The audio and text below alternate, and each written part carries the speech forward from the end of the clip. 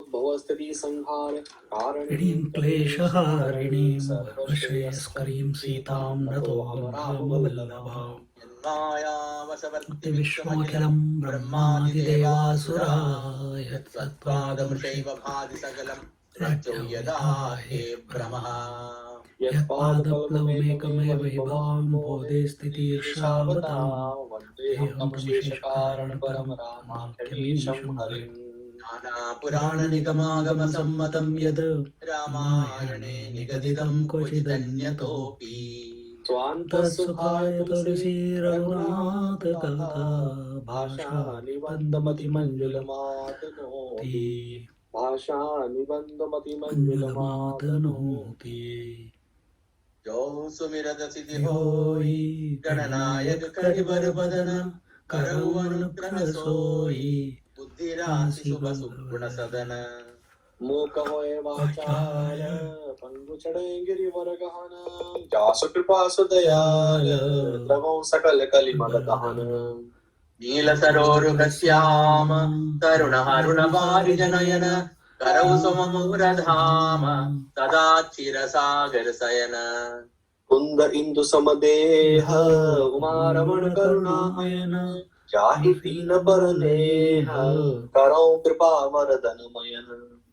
बंधव गुरुपद कंज कृपा सिंधु नर रूप हरि महामोहतम पुंज जासु भजन रवि कर निकर सियावर रामचंद्र की जय पवन सुत हनुमान की जय उमापति महादेव की जय बोलो भाई सब संतन की जय नमः पार्वती पते हर हर महादेव। मंगल भवन मंगलहारी द्रवहु सुदशरथ अजर बिहारी तब कह गीत वचन भरि धीरा सुनहु राम भंजन भव भीरा नाथ दसानन यह पति कीनी तेहि खल जनक सुता Hari लीनी।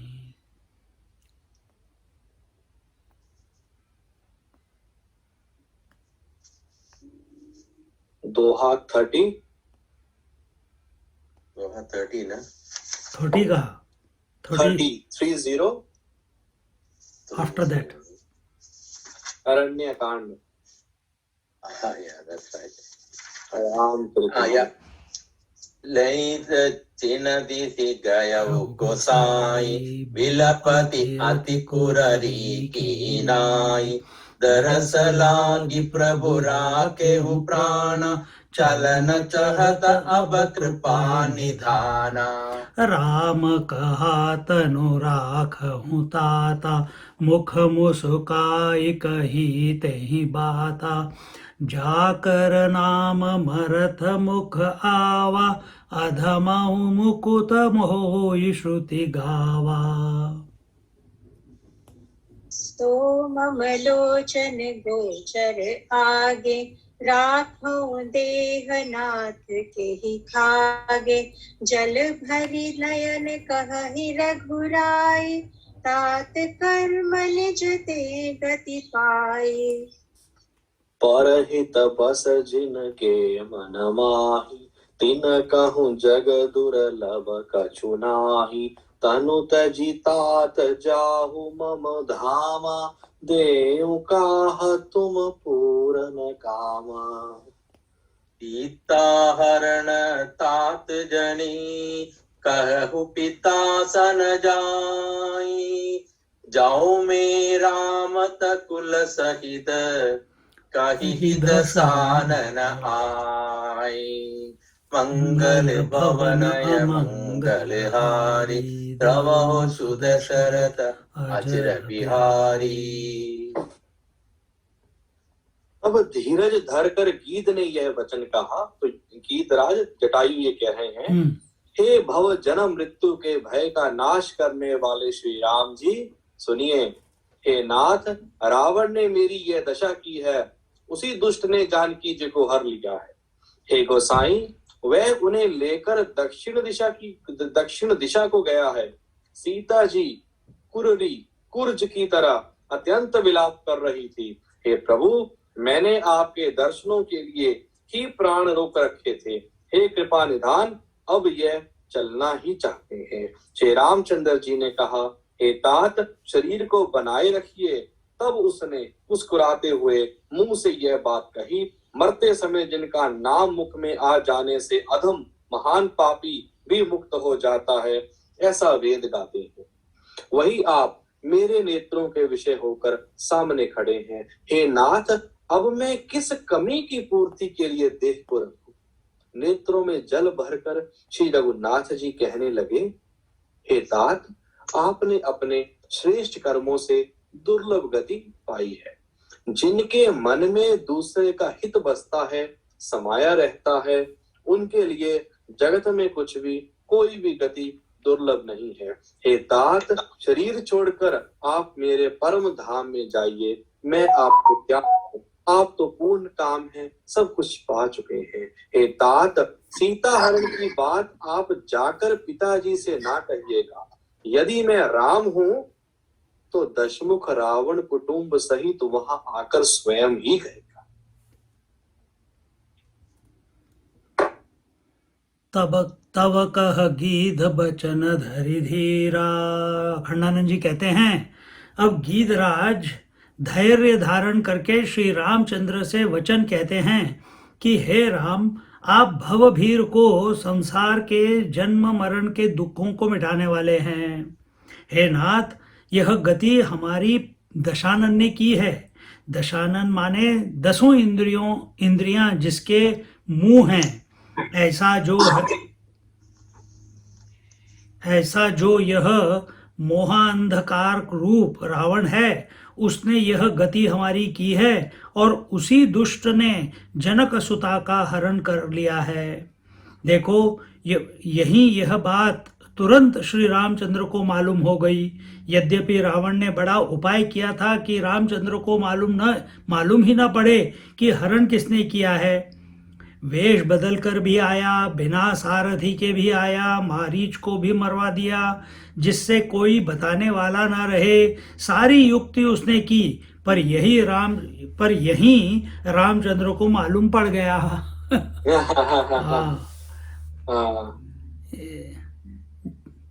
When we try to manipulate situations in life, लोगों को मैनिपुलेट करते हैं, सिचुएशंस को, इवेंट्स को, अपनी लाइफ कहाँ जा रही है उसको मैनिपुलेट करना चाहते हैं, पर जो होना है वही होना है। वही होना है। हाँ, सरल होके चलो तो इजीली पता चल जाता है आगे क्या होगा, पर अगर ज्यादा मैनिपुलेट किया तो हमेशा एंग्शियसनेस रहता है कि क्या होगा, हाय हाय हाय, यू नो। परंतु रामचंद्र ने ऐसा तनाव रखा कि किसी को पता ही न चले कि रामचंद्र को मालूम है। रामचंद्र जी को तो पहले से ही मालूम था। हाँ, मालूम है कि रावण ले गया। जाकर सुग्रीव से मैत्री की और सारे बंदरों को बुलवाया खोजवाने के लिए बहाने, और बंदरों की सेना बढ़ाकर संगठित कर ली। जब उनको पूरा पता लग गया, पूरी तैयारी हो गई, तब उन्होंने लंका के लिए कूच कर दिया। रावण को पता लगा कि वे तो हमारी ओर यात्रा कर रहे हैं, अगर ऐसा ना करते तो क्या होता कि दंडकारण्य से आगे राक्षस बढ़ने न देते। कैसे नहीं बढ़ने देते कि यहीं आकर रोज लड़ाई करते, तो लड़ाई भारतवर्ष में होती, लंका में होती नहीं, न पुल बन पाता, न इतनी तैयारी हो पाती। इसलिए रामचंद्र ने बिल्कुल छिपा लिया कि यह बात हमको मालूम हो गई कि रावण ने सीता हरण किया है। अमेरिका भी यही करता है, अपनी लैंड के ऊपर लड़ाई नहीं करता, दूसरों को लड़वाता रहता है, या खुद जाके दूसरों के पास जाके लड़ता है। अपनी धरती पे लड़ाई नहीं करता। स्मार्ट। गीधराज ने यही बता दिया था कि उसी खल ने जनक सुता का हरण किया है और लेकर दक्षिण दिशा में गया है। स्वामी, वे बहुत विलाप कर रही थी। जैसे कोई कुररी पक्षी होए। कभी लोग वर्णन करते हैं कि रामचंद्र ने जब गीधराज को देखा, गीधराज की दशा देखी, तो उन्होंने सीता का हरण और सीता के वियोग का दुख सब भूल गए। एक पक्षी के दुख को देखकर भगवान रामचंद्र जी प्रिया जी को भूल गए और अपने ऐश्वर्य में आ गए। बोले, तात चाचा जी, आप अपना शरीर रख लीजिए, मैं आपको मृत्यु के मुख से बचाता हूं। तुरंत भूल गए, क्योंकि उनका स्वभाव ही साधु भाव है, सबकी सेवा करना है। अब यह सुनकर गीत के मुंह पर मुस्कान आ गई और उसने कहा, जिसका नाम मरते समय मुख में आ जाए वह अधम से अधम भी मुक्त हो जाता है। यह बात श्रुति ने, वेद ने गाई है। गीतावली में श्री गोस्वामी जी महाराज ने वर्णन किया है, मेरे जान तात कछु दिन जी जाएं, देखिए आप सुवन सेवा सुख मोहि पितु को सुख दीजै, दिव्य देह इच्छा जीवन जग विधि मनाई मंगली जय, हरिहर सुजस सुदाई बरस, दे लोग कृतार्थ की जय। चाचा जी मतलब वो गीधराज को अपने पिताजी का भाई मानता है, तुल्य। हाँ, चाचा जी मेरे जान कुछ दिनों तक आप जिंदा, हाँ मेरे जान आप कुछ दिनों तक आप जिंदा रहिए। आप कुछ दिन तक अपने पुत्र की सेवा का सुख देखिए और मुझे पिता का सुख दीजिए। गीत को पिता कहते हैं और अपने को उनका पुत्र कहते हैं, क्योंकि वो अभी भी अपने पिता का दुख है ना, उनको पुत्र कहते हैं। दिव्य देह से जब तक आप चाहें जीते रहेंगे, यह आप मुझसे मांग लीजिए, और हरिहर यश लोगों को सुनाकर और दर्शन देकर लोगों को कृतार्थ कीजिए, अभी आप मरिए मत। ऐसा भगवान रामचंद्र ने गीधराज से कहा। तो फिर एक और यहाँ पे आता है, देखी बदन सुनि बचन अभियतन, राम नयन जल भीजै, बोलियो विहसी विहंग रघुबर, बलि कहीं सुभाव पति जय। मेरे मरिवे समनचारी, फल हो ही तो क्यों न कहीं जय, तुलसी प्रभु दियो उतरू मौन ही, परिमानौ प्रेम सही जय। क्या कहते हैं यहाँ पे इसका,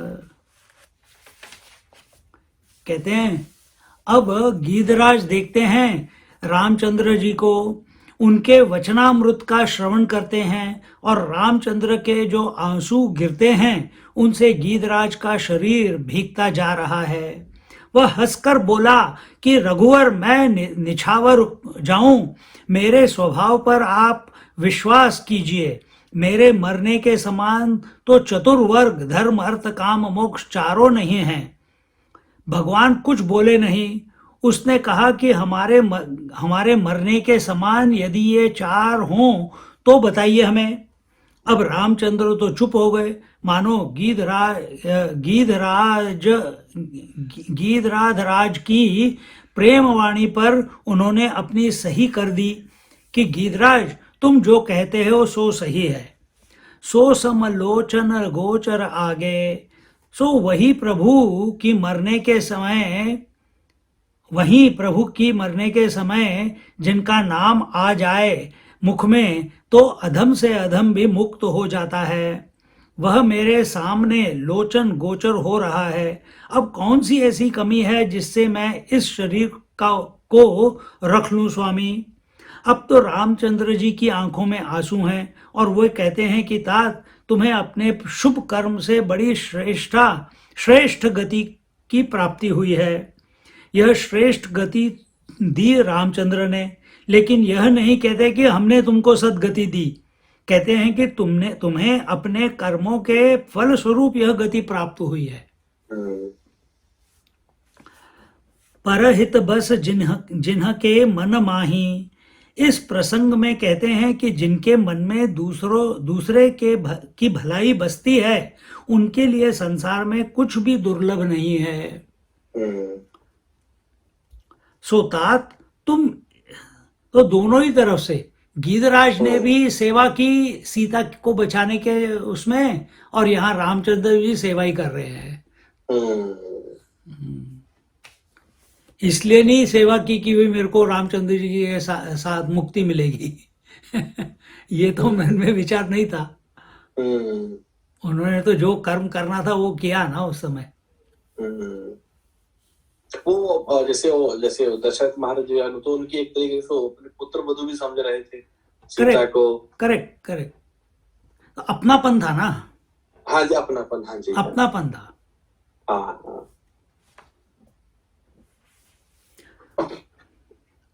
सो तात तुम इस शरीर को छोड़कर मेरे धाम में जाओ और तुमको मैं क्या दूं, क्योंकि तुम तो पूर्ण काम हो। मैं तुमको दिव्य देह देना चाहता हूँ, इच्छा मृत्यु देना चाहता हूँ, वह भी तुमको पसंद नहीं है। अब पूर्ण काम को कोई क्या देगा। सो एक बात ध्यान में रखना कि तुम जाकर के दशरथ जी से सीता हरण मत कहना। पिताजी एक तो हमारे वन आगमन से ही दुखी हैं, दूसरे उनको पता चलेगा कि सीता जी का हरण हो गया तो और दुखी होंगे। यदि मैं राम हूँ तो दशानन स्वयं अपने वंश सहित जाकर हमारे पिताजी से कहेगा कि तुम्हारी पुत्रवधू का मैंने हरण किया था और रामचंद्र ने हमको मारकर यहाँ भेज दिया और अपनी पत्नी को ले गए। अब ये देख, यहाँ पे कुछ सोचने की बात है। क्या सोचने की बात है बताओ? इसमें तो इसे जो तुलसी बाबा लिखते हैं कि यदि मैं राम हूं तो, कि मतलब यही कि जा तो अगर मैं अपना पूरा मर्यादा का पालन कर रहा हूं देन ओनली। हाँ, वो तो है ही, पर है ही ना वो राम। पर उसके आगे जो बोला उसका तात्पर्य क्या है? क्या? कि दशरथ जी स्वर्ग में गए। हाँ जी। गीधराज भी स्वर्ग में जाएंगे, रावण भी स्वर्ग जाएगा। हाँ, ये भी बात है। ये क्लिक नहीं हुआ। तो he will also go. Yeah, that's a definite part. Yeah, because Ramchandra ji saying Ravan खुद जाके मेरे पिताजी को बताएगा।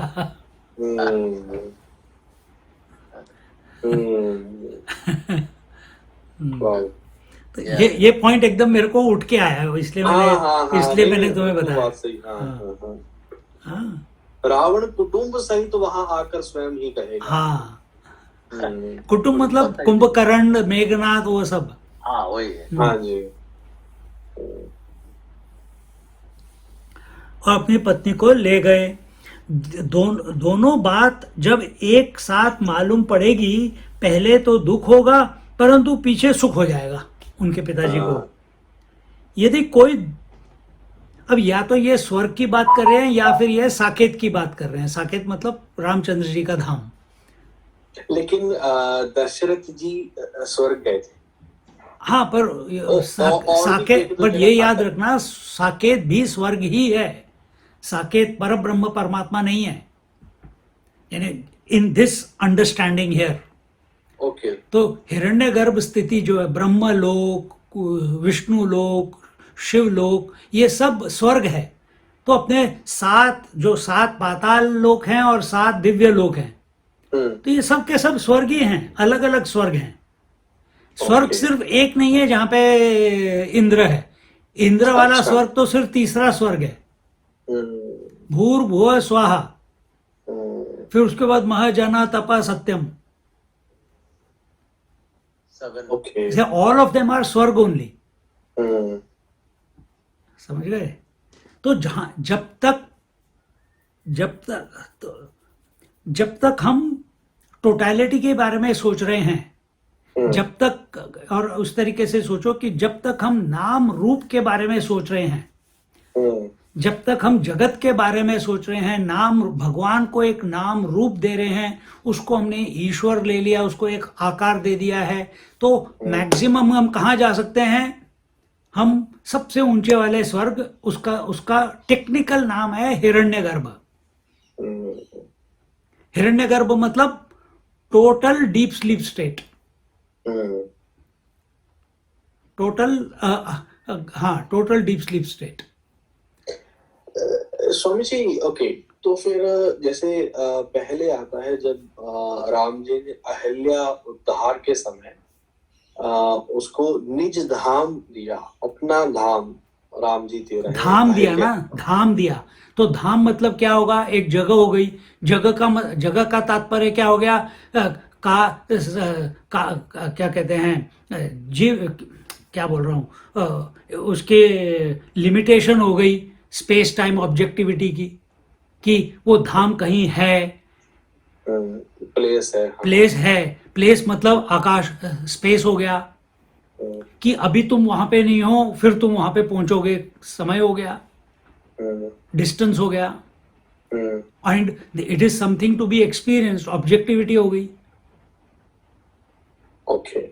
पर परब्रह्म तो परमात्मा जो है, परब्रह्म परमात्मा जो है, वो कोई ऐसा धाम नहीं है। वो धाम नहीं है। नहीं है। आत्मा कोई धाम नहीं है। अपनी आत्मा जो है, सर्वव्यापी आत्मा, वो कोई धाम नहीं है। अब तुम ऐसे बोल लो, पानी कोई धाम नहीं है, बट समंदर एक धाम है। या तो तुम पैसिफिक समंदर में जाओ, या इंडियन ओशन में जाओ, या ग्रेट सदर्न ओशन में जाओ, या अटलांटिक ओशन में जाओ, ये सब अलग अलग धाम हो गए, हम्म, टोटलिटी धाम हो गए। पर लहर जो है, लहर को क्या, लहर जब तक किसी चीज के बारे में सोच रही है, किसी आकार के बारे में सोच रही है, किसी की कृपा पात्र है, तो कहाँ पहुंचेगी? वो किसी ना किसी धाम में पहुंचेगी, किसी ना किसी समंदर में जाके लीन हो जाएगी। अरे थोड़ा सा कंफ्यूजन है अभी, कि जैसे ओके, धाम की मैं बात समझ रहा हूँ कि वहां पे वो है। अब जैसे हम कैलाश जाते हैं कि भगवान शिव वहां पे रहते हैं, हम ऐसा हमारा मानना है ना। तो अगर हम ये बोल रहे हैं कि राम जी वो जो परम ब्रह्म जो अभी अब जो पर ब्रह्म परमात्मा, परम ब्रह्म परमात्मा, कि वो जगह नहीं है, दैट्स व्हाट आप क्योंकि वो सब जगह है। अब पानी की दृष्टिकोण से कोई समंदर है ही नहीं। पानी के दृष्टिकोण से समंदर है ही नहीं, लहर है ही नहीं, सिर्फ पानी पानी है। पूर्णमदा पूर्णमिदम, ये दृष्टिकोण की बात है। एक दृष्टिकोण होता है जो नाम और रूप के परे है, उसको हम बोलते हैं परब्रह्म परमात्मा, पानी। और दूसरा है इस फिनोमिना में, इस रिलेटिविटी में। और वो रिलेटिविटी कैसे एक्सप्रेस होती है? Individual and total. तो इंडिविजुअल को बोलते हैं विश्व, टोटल को बोलते हैं विराट।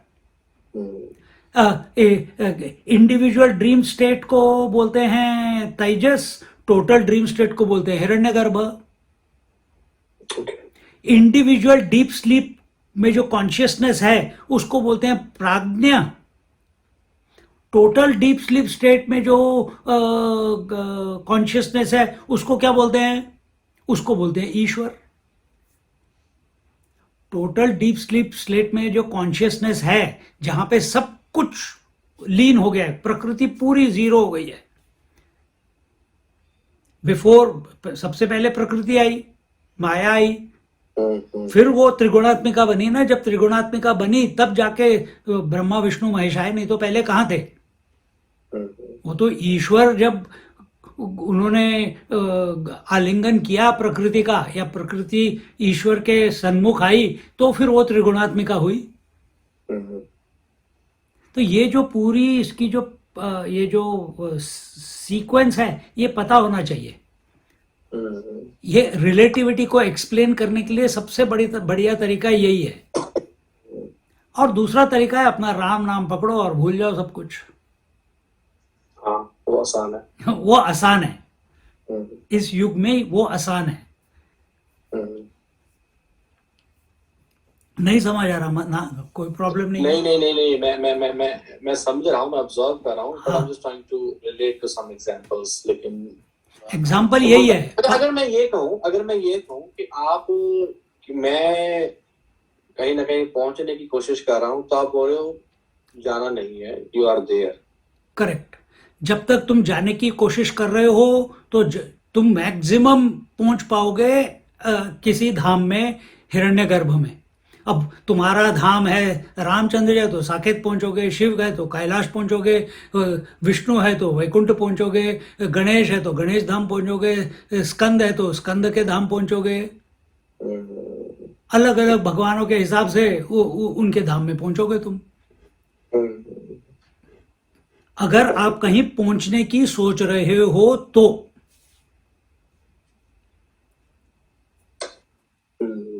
और जब हम आत्मचिंतन करते हैं तो आत्मचिंतन का मतलब क्या हो गया? हम कहीं पहुंच ही नहीं रहे, हम अपने पास ही पहुंच रहे हैं। आत्मा और ब्रह्मन पर ब्रह्म जो मैं बात कर रहा हूं, और आत्मा वो तो एक ही है। अब ये एग्जाम्पल एक और ले लो, ये रूम स्पेस कहां ट्रैवल करेगी टोटल स्पेस के साथ ज्वाइन करने के लिए? अगर दीवारें गिर गई तो क्या इंडिविजुअल ये जो रूम स्पेस है ये कहीं ट्रैवल करेगी क्या? नहीं। और इस रूम स्पेस का और टोटल स्पेस का नेचर क्या है? सेम है।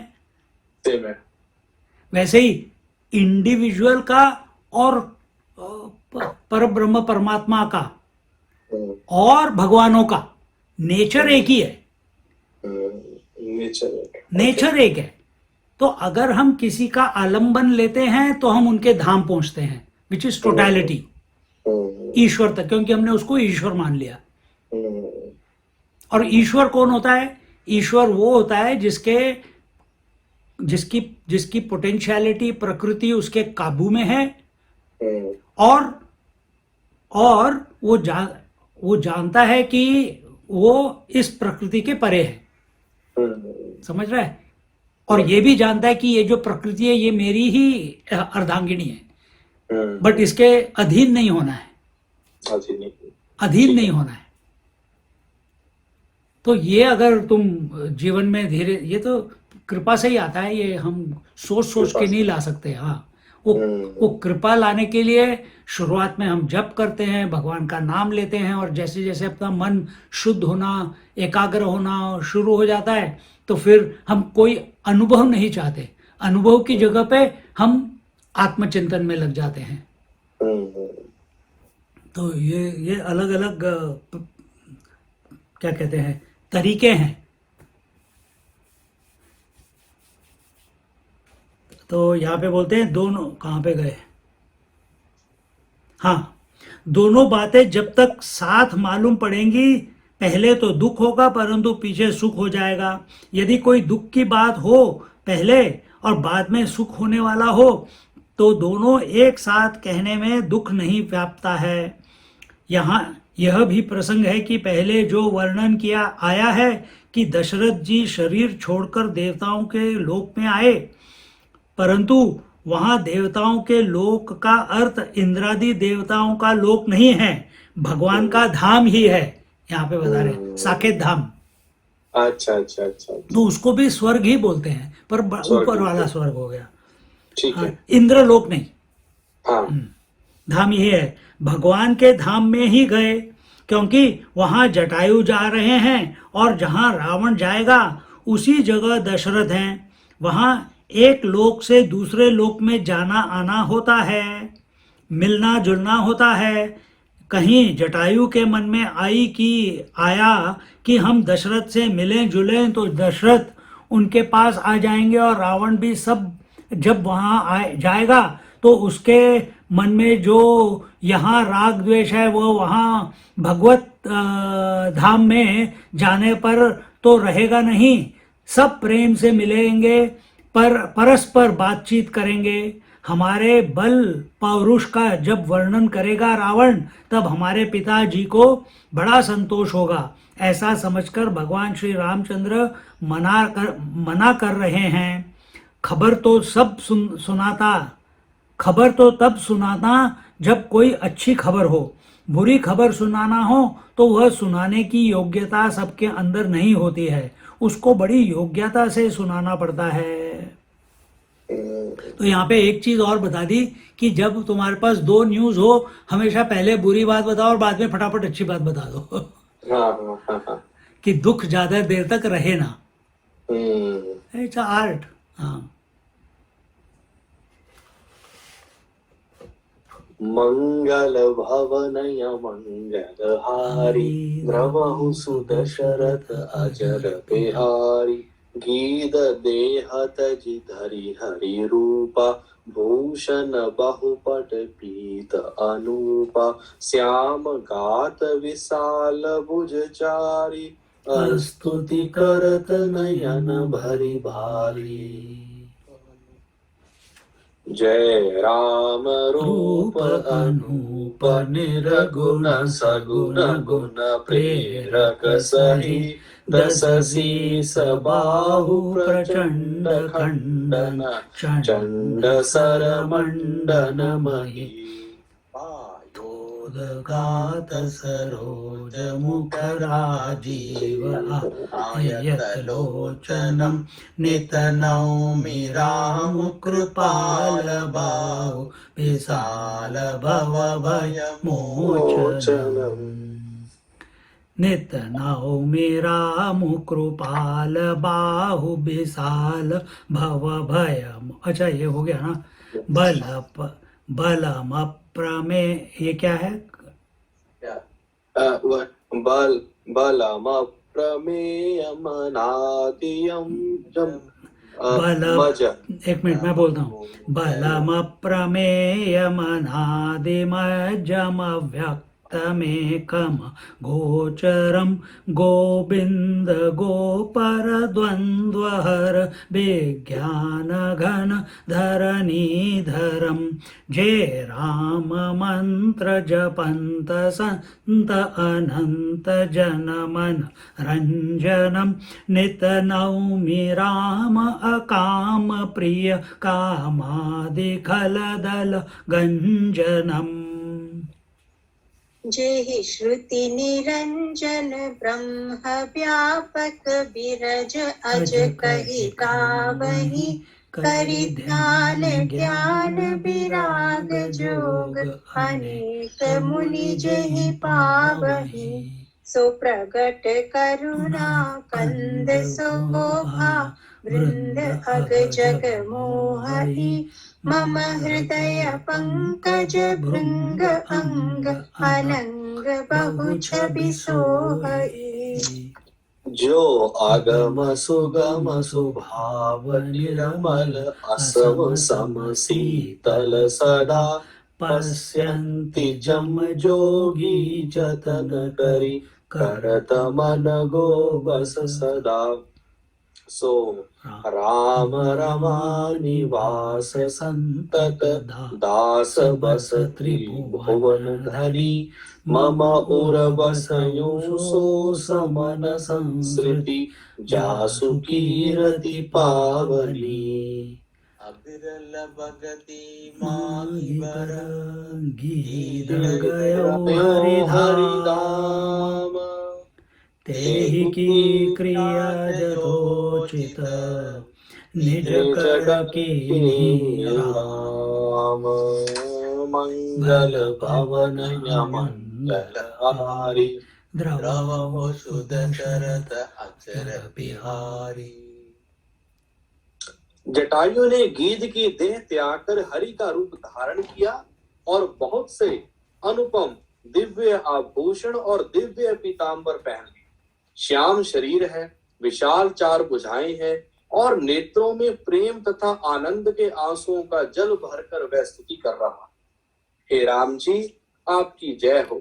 आपका रूप अनुपम है, आप निर्गुण हैं, सगुण हैं और सत्य ही गुणों के माया के प्रेरक हैं।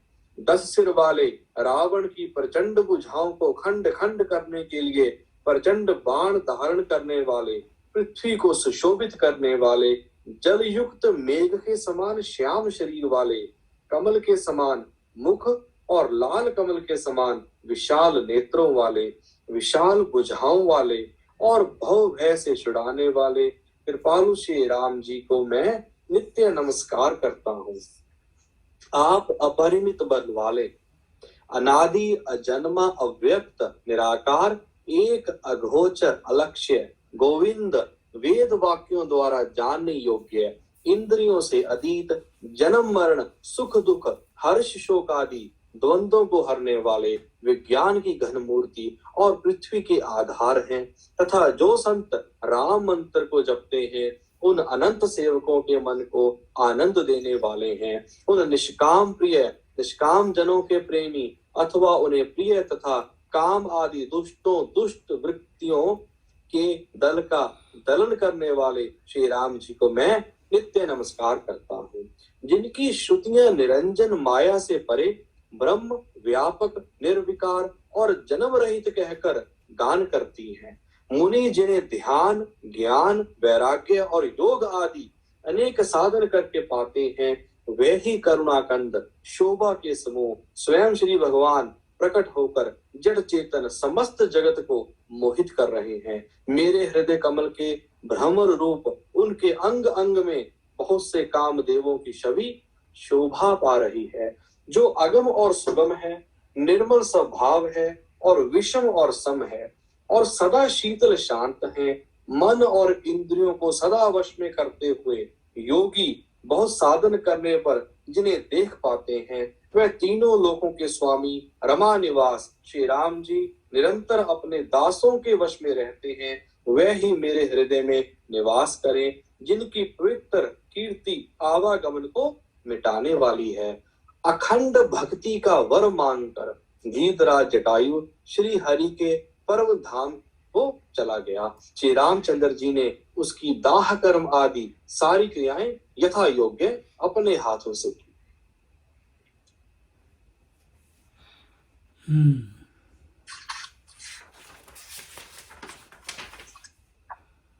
गीत देह तजिब हरि हरि रूपा।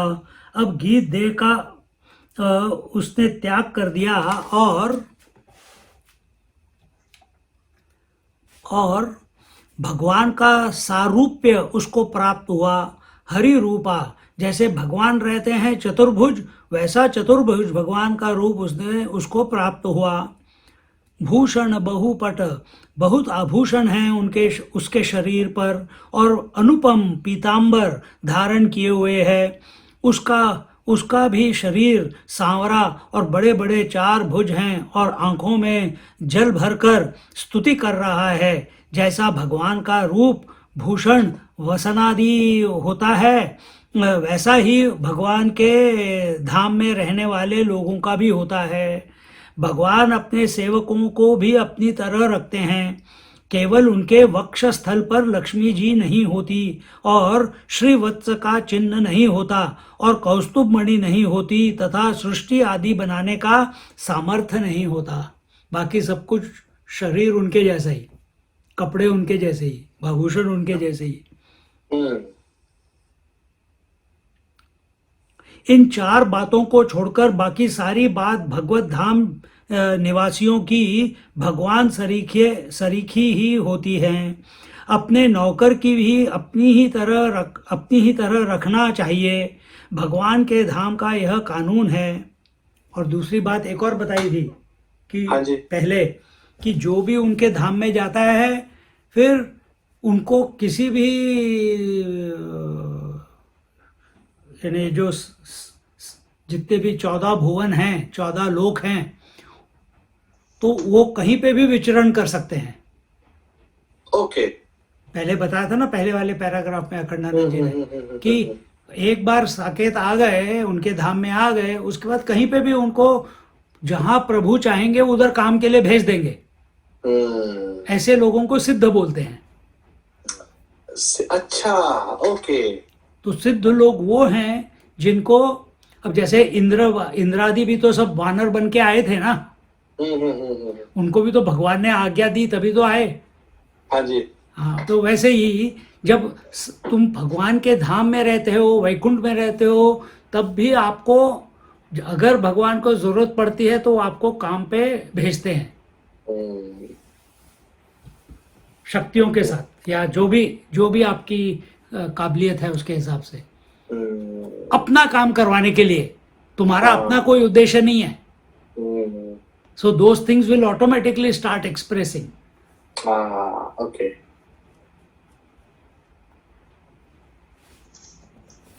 फिर बोलते हैं, हाँ कहाँ गया, भगवान अपने, हाँ अब जटायु जी आंखों में आंसू भरकर स्तुति कर रहे हैं। जय राम रूप अनूप निर्गुण, हे अनुपम रूप वाले श्री रामचंद्र आपकी जय हो। आप ही निर्गुण हैं और सगुण हैं। तो देखो, अभी हम पहले निर्गुण पानी और सगुण समंदर और लहर, ये दोनों सगुण हो गए। तो वैसे ही अब यहाँ पे इसका दृष्टि परिफल एकदम ज्ञान आ गया वो रूप मिलते ही कि आप ही वो परब्रह्म परमात्मा हो और आप ही भगवान भी हो और आप ही मनुष्य के रूप में भी हो, है कि नहीं? तो ये तो नहीं है कि रामचंद्र जी पृथ्वी पे हैं तो उनके धाम में रामचंद्र जी बोल लो या नारायण बोल लो, वो होंगे नहीं, वो तो होंगे वहां पे, होंगे। हाँ। तो ये अपने दिमाग में बैठती नहीं है बात कि कैसे एक जगह पे, 3 जगह पे कैसे एक ही चीज है। पर ये अभी जैसे अभी I think this is very good example. जो हम पहले जब हम पढ़ रहे थे, जब खरदूषण का त्रिशरा का वध किया, तो उस समय तो आया था ना कि सबको सब राम जी दिख रहे हैं, तो ऐसे बन गए। करेक्ट, सब, हाँ like गोपियों का, हाँ गोपियों का भी वही होता है। हाँ, गोपियों का भी सब जगह उनको कृष्ण दिखाई देता है। और इसके अंत में भी उत्तरकांड में भी जब भगवान वापस आते हैं तो वहां पे जो खड़े हुए थे वेलकम करने के लिए, तो लिखा हुआ है कि सबको ये लगा, कौशल्या, वशिष्ठ जी, भरत जी, कि राम सबसे पहले मुझे मिले हैं। हाँ, इसका मतलब ये सब सुन के तुम्हें क्या लगता है कि क्या हो रहा है? लीला हो रही है, लीला हो रही है। हाँ। सब कुछ हो रहा है फिर भी कुछ नहीं हो रहा है। ज्यादा सीरियसली नहीं लेना है, आनंद लेना है। बिल्कुल। तो यही लर्निंग अपने जीवन में भी लगानी है। आनंद लेना है जो कुछ भी हो रहा है। गुस्सा आ रहा है, चिड़चिड़ हो रही है, मजा आ रहा है, प्रेम हो रहा है, जो कुछ भी जीवन में अनुभव आ रहे हैं, सब आनंद में, ज्यादा कहीं पे फंसता नहीं है।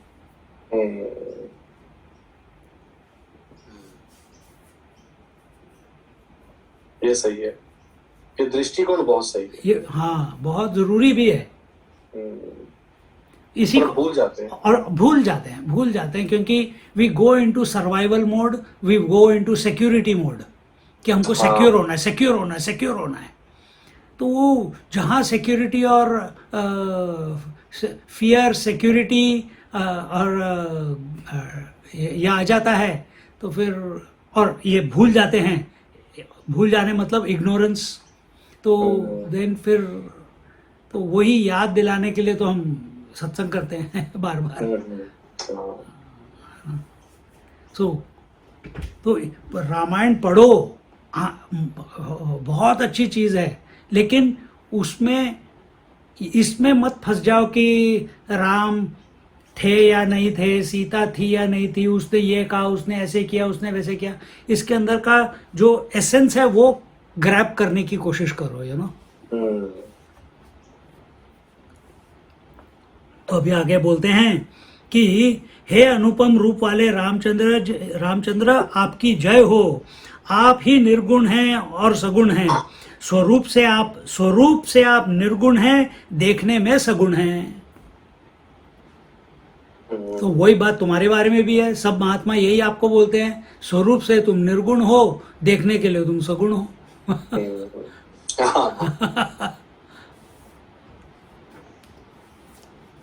हाँ, सगुण हो, क्योंकि माया के जो 3 गुण हैं उनके सही प्रेरक आप ही हैं।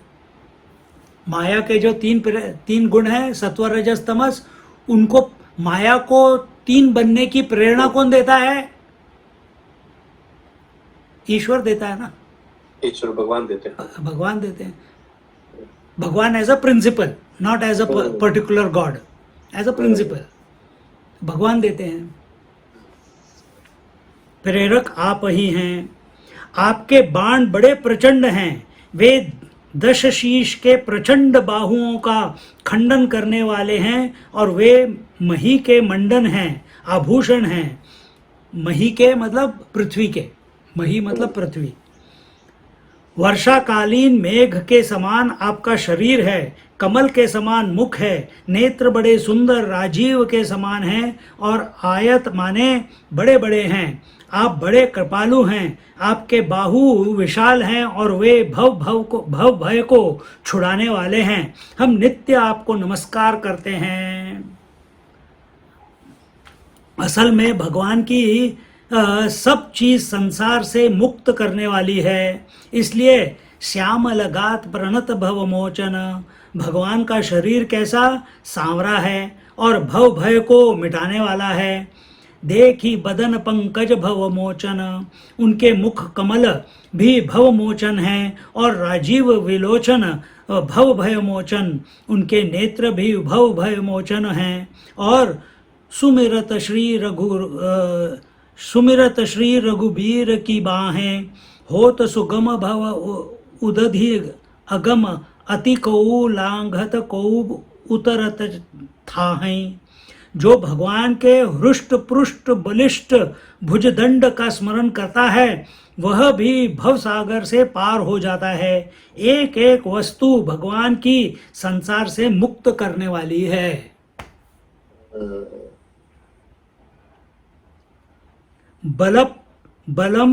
बलम अप्रमेयम अनादिम अजम अव्यक्तम एकम अगोचरम। भगवान का बल अप्रमेय है, उसकी कोई नाप तौल नहीं कर सकता। अनादि है, अजन्मा है, अव्यक्त है, एक है, अगोचर है। गोविंद है माने संपूर्ण श्रुतियों के प्रतिपाद्य हैं। गोपर इंद्रियों से परे हैं, गोचर इंद्रियों से परे हैं, और सुख दुखादि द्वंद्वों को मिटाने वाले हैं। विज्ञान घन हैं और धरणीधर हैं, सबके अधिष्ठान हैं। तो अगर हम भगवान के भक्त हैं और हमारे अंदर ये क्वालिटीज नहीं आ रही हैं, तो फिर क्या फायदा? फिर भी हम भय में लगे हुए हैं, फिर भी हम सिक्योरिटी में लगे हुए हैं, फिर भी हम तू मैं में लगे हुए हैं, तो फिर तो कोई मतलब ही नहीं है ना। भगवान के नजदीक आना मतलब ये सब धीरे धीरे मेल्ट होना चाहिए, हमारी पर्सनालिटी मेल्ट होनी चाहिए।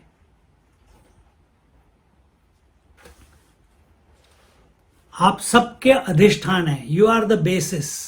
तो जीवन में जो कोई भी दिख रहा है तुम्हारे जीवन में, सब अगर हमारे अंदर राम प्रस्तुत हो रहे हैं, तो राम इज द अधिष्ठान, मतलब राम इज द आत्मा। आत्मा अधिष्ठान है, मतलब फाउंडेशन है, उसके ऊपर ये सब बुद्धे आके चल रहे हैं, जैसे स्वप्न आके चलाया जाता है। जो संत राम मंत्र का जप करते हैं, वह अनंत राम मंत्र है। भजनों का मनोरंजन करने वाला, वे इसी राम मंत्र का जप करते हैं, और राम अकाम के प्रिय हैं, कामादि खल दल के गंजन हैं, ऐसे राम मंत्र को नमस्कार करते हैं। ये सब छंद संस्कृत भाषा में नहीं है, हिंदी भाषा में ही है। देखने में इनका रूप ऐसा मालूम पड़ता है माने ये संस्कृत से लिए गए हों। जेहि स्तुति निरंजन ब्रह्म, व्यापक विरज अज कहीं गावहीं। श्रुतियां जिनको निरंजन ब्रह्म, व्यापक बिरज अज कहकर गान करती हैं, अनेक मुनि जिनका ध्यान करके ज्ञान वैराग्य और योग करके जिन्हें प्राप्त करते हैं, वे करुणाकंद भगवान स्वयं प्रकट हो गए हैं और अपनी शोभा वृंद से अग जग चराचर को मोहित कर रहे हैं। मेरे हृदय में भृंग के समान सांवरे सांवरे भौरे के समान बैठे हुए हैं। कहाँ? मेरे हृदय में। तो उनको भगवान उसको अंदर से प्रकट हो रहे हैं अभी। मेरे हृदय में भृंग के समान सांवरे सांवरे भंवरे के समान बैठे हुए हैं। उनके एक एक अंग में बहुत अनंगों की छवि शोभायमान है। जो अगम सुगम सुभाव निर्मल, वे अगम्य हैं अभक्तों के लिए और सुगम हैं सुगम भक्तों के लिए। स्वभाव से ही निर्मल हैं, उनके समान कोई नहीं है। असम हैं और सबके प्रति सम हैं और शीतल हैं। बड़े बड़े योगी लोग यत्न करके उनका दर्शन करते हैं। उन्हीं के दर्शन के लिए अपने मन और इंद्रियों को वश में करते हैं। वे रमा निवास राम हमेशा दासों के वश में रहते हैं। यद्यपि वे स्वयं त्रिभुवन धनी हैं। वे प्रभु मेरे हृदय में निवास करने वाले हैं और जिनकी कीर्ति पावन है। असल में जटायु जी ने 5 बातें कही हैं। एक तो भगवान सगुण रूप, 2 भगवान का निर्गुण रूप, 3 उनका राम मंत्र, 4 अवतार और 5वां भक्त पराधीनता। राम रमा निवास संतत दास बस त्रिभुवन धनी। 5 चीजें ये कोई ऐसे संत बताए तो पता चलता है। हाँ अब तुमने जो कमेंट्री पढ़ी उसमें ये सब नहीं बताया है। हाँ हाँ क्योंकि वो जैसे हाँ ठीक है जो भी है, बट फिर से मैं पढ़ लेता हूँ। असल में जटायु जी ने 5 बातें बताई हैं। एक तो भगवान का सगुण रूप, 2 भगवान का निर्गुण रूप। तो ये ना कोई तुम वर्कआउट नहीं कर सकते। ये सिर्फ भगवान की कृपा से, उनकी ग्रेस से ही हमको पता चलेगा। ये जो दृष्टि परिवर्तन आता है ये उनकी कृपा से ही आएगा, उनकी कृपा से। पर हमको फिर सब चीजों से परे जाके उनको अपने हृदय में बिठा लेना है। वो भी अपनी मर्जी से आएंगे लेकिन उनका ध्यान तो करना है ना। हाँ जी। एक तो भगवान का सगुण रूप, 2 भगवान का निर्गुण रूप, 3 उनका राम मंत्र। मतलब सगुण रूप निर्गुण रूप पहुंचना है, सगुण रूप पहुंचना है तो राम मंत्र पकड़ो। 4 अवतार की, अवतार को ये तो सिर्फ एक कॉक एंड बुल स्टोरी है, ऐसे नहीं। अवतार उन्होंने लिया, मानना पड़ेगा। It is a historical fact. और पांचवा भक्त पराधीनता, कि जब जहां भक्त है राम उसके अधीन है। तो अपने आप को भक्त बनाओ, बस यही एक बोला है। ऐसे जो भगवान हैं वे सदा दास के वश में रहते हैं। इस प्रकार गीध ने स्तुति की और भगवान से वर में अविरल भक्ति मांगी, जिसमें बीच में कोई दूसरी चीज ना आवे। भगवान ही भगवान, बीच में कोई घटपटादी दूसरे पदार्थ न आए पावे।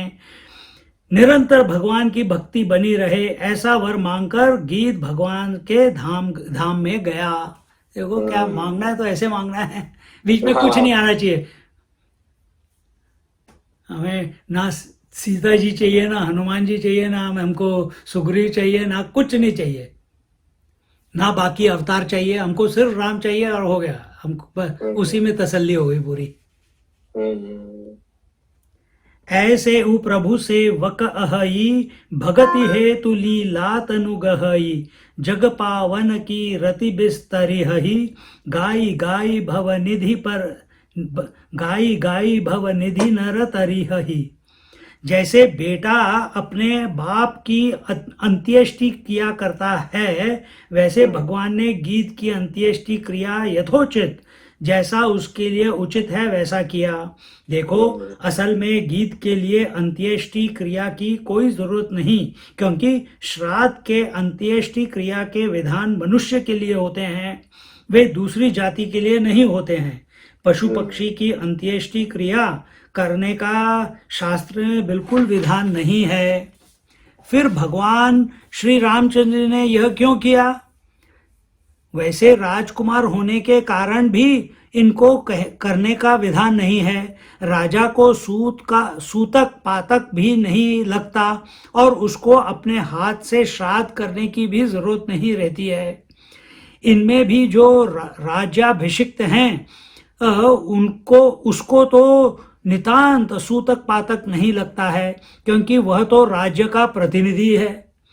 लेकिन श्री रामचंद्र ने कहा कि भले जटायु की दृष्टि से श्राद्ध करना उचित न हो, लेकिन मैंने तो इनको अपना पिता माना, तो मैं पुत्र हो गया, मैं मनुष्य हूँ, तो मेरा यह कर्तव्य है कि मैं उनका श्राद्ध करूं। इनके लिए श्राद्ध की जरूरत है कि नहीं, यह नहीं देखना। जो सेवा की जाती है, प्रेम किया जाता है, यह देखकर नहीं किया जाता कि इनको जरूरत है कि नहीं, यह देखकर किया जाता है कि हमको जरूरत है कि नहीं। सो श्री रामचंद्र भगवान ने यथोचित उनकी अंत्येष्टि क्रिया की, अपने हाथों से उनका दाह संस्कार किया। तो यहाँ पे एक और बात अपने अनुभवानंद जी भी यही बार बार बताते हैं, अखंडानंद जी भी यही बोल रहे हैं कि जो हम श्राद्ध वगैरह करते हैं वो जो चले गए उनके लिए नहीं करते, अपने लिए करते हैं। अपना मन स्थिर रहे, अपना मन कि आगे कुछ है उसके प्रति समर्पित रहे, नहीं तो वही कल क्या, आज क्या खाएंगे कल क्या खाएंगे, इसी में फंसा रहता है। तो जब हम ये क्रियाकर्म वगैरह करते हैं तो हमको पता है कि after death there is another destination which is swarg or whatever, you know, so while living you work towards it. तो ये अपने लिए है, ये उनके लिए नहीं, वो तो पहुंच गए जहां पहुंचना है। तो लोग गरुड़ पुराण पढ़ते हैं सबके मरने, जब कोई मर जाता है तो वो गरुड़ पुराण जो मर गया उसके लिए नहीं है, जो जिंदा है उनके लिए, भाई सुधर जाओ। बिल्कुल। सियावर रामचंद्र की जय, पवन सुत हनुमान की जय, बोलो भाई सब संतन की जय, सद्गुरुनाथ महाराज की जय, गंगा मैया की जय, यमुना महारानी की जय, आज के आनंद की जय। हर हर नमः पार्वती पतये, हर हर महादेव। जय जय रघुवीर समर्थ, जय जय श्री गुरुदेव दत्त।